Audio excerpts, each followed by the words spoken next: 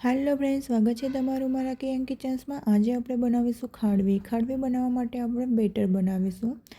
એના માટે મેં અહીંયા 1 વાટકી બેસન લીધેલું છે। એ આપણે અડધું એડ કરીશું જારમાં, કેમ કે જાર થોડી નાની છે એટલે।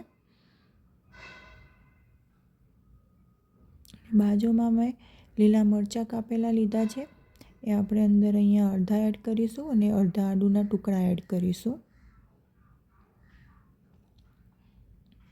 અને મીઠું સ્વાદ પ્રમાણે એડ કરીશું અને અડધી ચમચી। અને અહીંયા મેં દહીં 1 વાટકી લીધી હતી, એટલે અડધી દહીં આપણે આમાં એડ કરીશું અને આને ગ્રાઇન્ડ કરી લઈશું। જો આપણું બેટર આ રીતનું તૈયાર છે।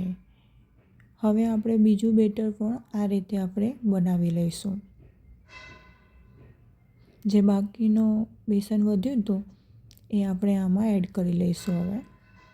અને જે બાકીના આદુ મરચાંના ટુકડા હતા એ એડ કરી લઈશું। દહીં અડધું જે હતું એડ કરી લઈશું અને અડધી ચમચી હળદર અને મીઠું એડ કરીને આ રીતે આપણે બેટર બનાવી લઈશું।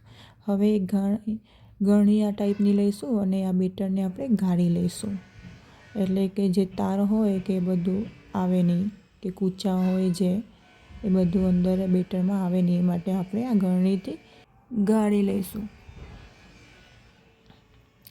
હવે અહીંયા મેં 1 વાટકી બેસન લીધું હતું, એટલે એ સાઈઝની વાટકીથી અહીંયા 2 વાટકી આપણે પાણી લઈ લેવાનું છે।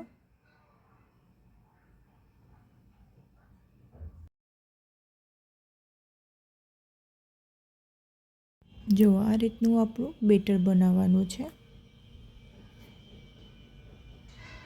મેં આગળની વાટકીમાં લીધેલું હતું, એટલે આ વાટકીમાં થોડું પાણી વધ્યું છે। જો આપણું આ બેટર તૈયાર છે। હવે આપણે પ્લેટમાં આપણે તેલ લગાવી દઈશું। મેં અહીંયા ઢોકળાની પ્લેટો લીધી છે, એમાં ઓઇલ લગાવી દઈશું। હવે ગેસ ઉપર આપણે પાણી મૂકી દઈશું। હવે જે બેટર છે એ આપણે આમાં એડ કરી દઈશું। આ રીતે આપણે બેટર લેવાનું છે, આ રીતે। જો તમારે જેવી ખાંડવી પતલી કે જાડી જોવે એ પ્રમાણે તમારે લેવાનું। જો ખાંડવી પતલી સારી લાગે એટલે આ રીતે આપણે આમાં એડ કરી લઈશું અને સરખી રીતે સેટ કરી લેવાનું, જેથી એક બાજુ બેટર નહીં રહે, નહીં તો એક બાજુ જાડું અને એક બાજુ પતલું બનશે।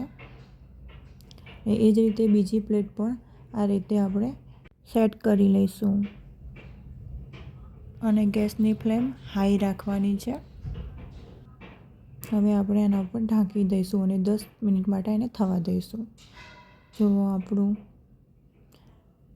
આ બેટર થઈ ગયું છે, એટલે કે ખાંડવી થઈ ગઈ છે સરસ।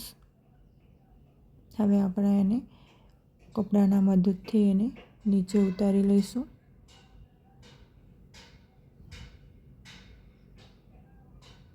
નીચે ઉતારતી વખત જો ખાંડવીમાં પાણી ના પડે એ ધ્યાન રાખવાનું, અને કદાચ જો આવી રીતે પડી જાય તો આ રીતે કરી લેવાનું।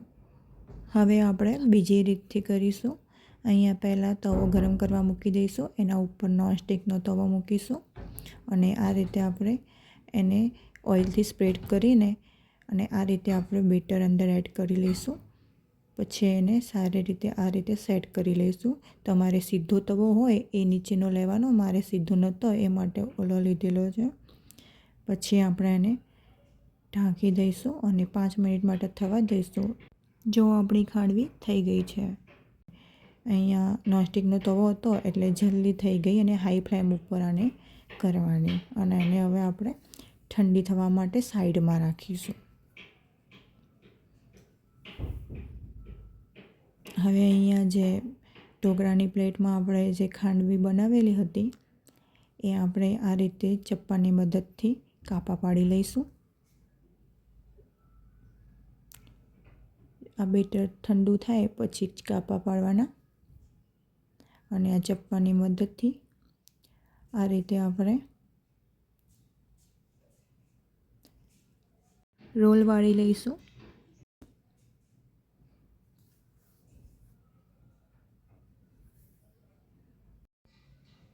જો અહીંયા પાતળી ખાંડવી બની છે ને, તમારે જો જાડી જોઈતી હોય તો એ પ્રમાણે લેવાની અને પતલી જોઈતી હોય તો એ પ્રમાણે બેટર એડ કરવાનું.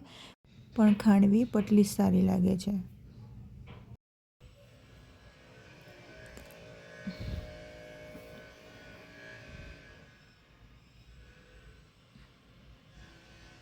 જો આ રીતે બીજી પ્લેટ પણ આ રીતે ધાણા ગાર્નિશ કરીને કાપા પાડીને રોલ વાળી લઈશું. હવે આપણે જે નોનસ્ટિકના તવામાં કરી હતી એને પણ આ રીતે આપણે ધાણા ગાર્નિશ કરીને અને પછી આ રીતના કાપા કરીને રોલ વાળી લઈશું. નોનસ્ટિકના તવામાં ઇઝીલી રોલ વળાઈ જાય છે.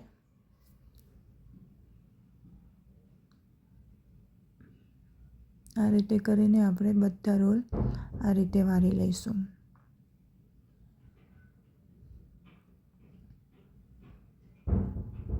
ખાંડવી બે રીતે બની શકે છે. પહેલાં જે આપણે જે ઢોકળાની પ્લેટમાં બનાવી એ રીતે પણ બની શકે છે અને આ રીતે પણ બની શકે છે. બંને સહેલી રીત છે. તમને જે રીત ફાવે એ રીતથી તમે ખાંડવી બનાવી શકો છો. આપણે હવે ખાંડવીનો વઘાર કરવા માટે અહીંયા 4 ચમચી જેવું તેલ લીધું છે. એમાં 1 ચમચી રાઈ લીધી છે. એ ફૂટે પછી આપણે એમાં જીરું એડ કરીશું અને 2 ચમચી જેવા તલ એડ કરીશું. હવે આપણે આના ઉપર આ રીતે વઘાર કરી લઈશું. આમાં તમારે જો મીઠો લેબડો એડ કરવો હોય તો એડ કરવાનો અને કટિંગ કરેલા મરચાં કે આખા મરચાં એડ કરવા હોય તો એ તમે આમાં કરી શકો છો. અને આ રીતે એને આપણે ઉપર ગાર્નિશ કરી લઈશું વઘારને અને ઉપર લીલા ધાણા એડ કરી લઈશું. જો તમારે નારિયેળની સીણ અહીંયા ગાર્નિશ કરવી હોય તો એ તમે કરી શકો છો. જો તમને આ રેસીપી પસંદ આવી હોય તો લાઈક, શેર અને સબસ્ક્રાઈબ કરજો.